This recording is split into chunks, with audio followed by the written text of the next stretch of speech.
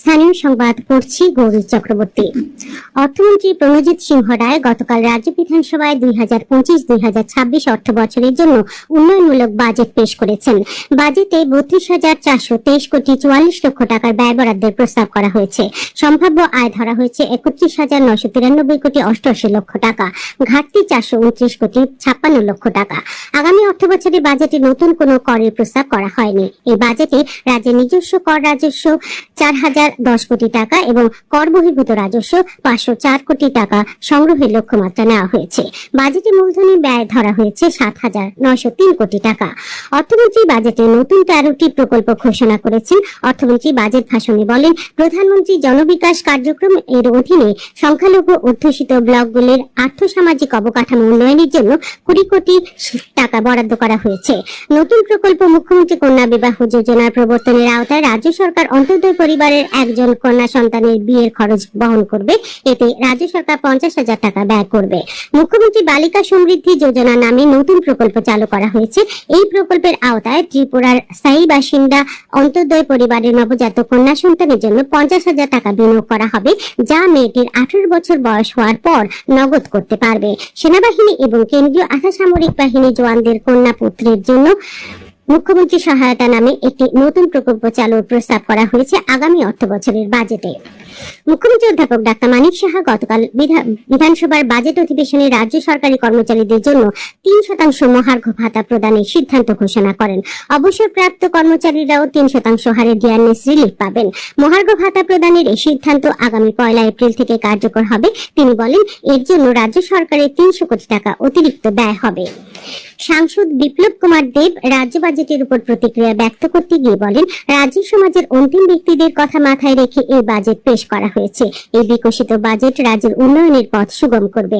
অন্যদিকে সাংসদ রাজীব ভট্টাচার্য এই বাজেটে সরকারি কর্মচারী, যুবক, মহিলা, কৃষক সহ সমাজের সব ক্ষেত্রে বিভিন্ন পরিকল্পনার মাধ্যমে রাজ্যের সার্বিক বিকাশের জন্য অর্থ বরাদ্দ রাখা হয়েছে বলে জানিয়েছেন তিনি। বিহারের প্রতিষ্ঠা দিবস উপলক্ষে রাজ্যপাল ইন্দ্রসেনা রেড্ডি নাল্লু বিহারের প্রত্যেক নাগরিককে শুভেচ্ছা জানিয়েছেন। এক শুভেচ্ছা বার্তায় তিনি বলেন, বিহার একটি জ্ঞানীর ভূমি, যেখানে চাণক্য, আর্যভট্ট এবং গুরু গোবিন্দ সিংহের মতো মহান পণ্ডিতরা তাদের চিহ্ন রেখে গেছেন। বিহার জৈন ধর্ম এবং বৌদ্ধ ধর্মের প্রবর্তন স্থান। এখানে প্রাচীন নালন্দা এবং বিক্রমশিলা বিশ্ববিদ্যালয় সহ ভারতের ইতিহাসের কিছু উল্লেখযোগ্য প্রতিষ্ঠান রয়েছে। শুভেচ্ছা বার্তায় তিনি আরো বলেন, বিহারে কৃষি, শিল্প, শিক্ষা এবং উদ্ভাবনের অপার সম্ভাবনা রয়েছে। আজ আগরতলা সাবরুম রেল লাইনে ট্রেন চলাচল বন্ধ রাখার ঘোষণা দিয়েছে উত্তর পূর্ব রেল। গতকাল উত্তর পূর্ব রেল জানিয়েছে, আজ কাঞ্চনজঙ্ঘা এক্সপ্রেস ট্রেনের পরিষেবা আগরতলা থেকে সাবরুম পর্যন্ত বাতিল করা হয়েছে। এছাড়া আগরতলা থেকে সাবরুমের 2টি ডেমো ট্রেন পরিষেবা বাতিল করা হয়েছে। কেন্দ্রীয় স্বাস্থ্য প্রতিমন্ত্রী অনুপ্রিয়া প্যাটেল গতকাল লোকসভায় জানিয়েছেন, ভারত এবছর যক্ষ্মামুক্ত দেশ হওয়ার লক্ষ্যে দ্রুত এগিয়ে চলেছে। দেশে যক্ষ্মা রোগের প্রকোপ 2015 সালে প্রতি লক্ষ জনসংখ্যা 237 থেকে 17.7% কমে 2023 সালে প্রতি লক্ষ জনসংখ্যা 195 জনে দাঁড়িয়েছে, যা বিশ্বব্যাপী হ্রাসের দ্বিগুণেরও বেশি। তিনি ভারতকে যক্ষ্মামুক্ত করার লক্ষ্যে 100 দিনের বিশেষ অভিযানের সাফল্য সম্পর্কেও বিস্তারিত উল্লেখ করেন।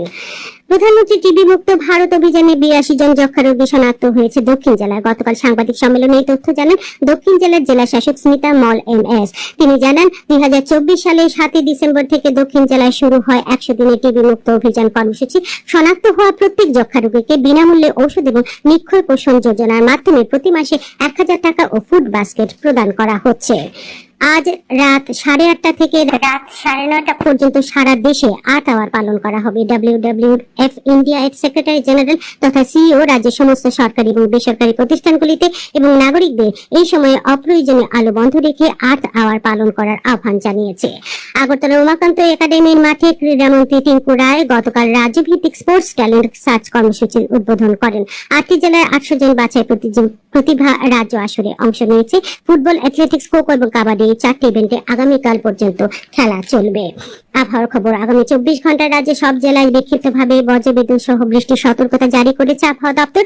আজ দিনের তাপমাত্রা সর্বোচ্চ 29 ডিগ্রি এবং সর্বনিম্ন 23 ডিগ্রি সেলসিয়াসের কাছাকাছি থাকবে। স্থানীয় সংবাদ এখনকার মতো এখানেই শেষ হলো। পরবর্তী বাংলা স্থানীয় সংবাদ প্রচারিত